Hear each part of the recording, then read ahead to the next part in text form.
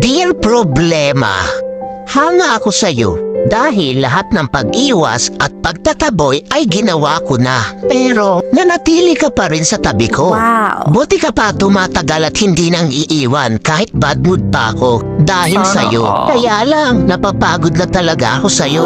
Pwede bang tantanan mo na ako? I-give up mo na ako, please.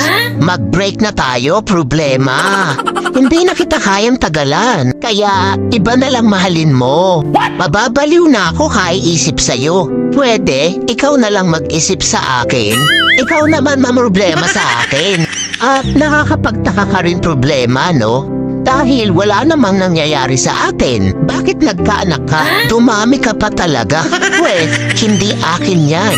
Nagawa mo rin pala talaga akong lokohin, ha? P.S. Huwag mo na ako sundan o hanapin pa. Wala akong pananagutan sa'yo.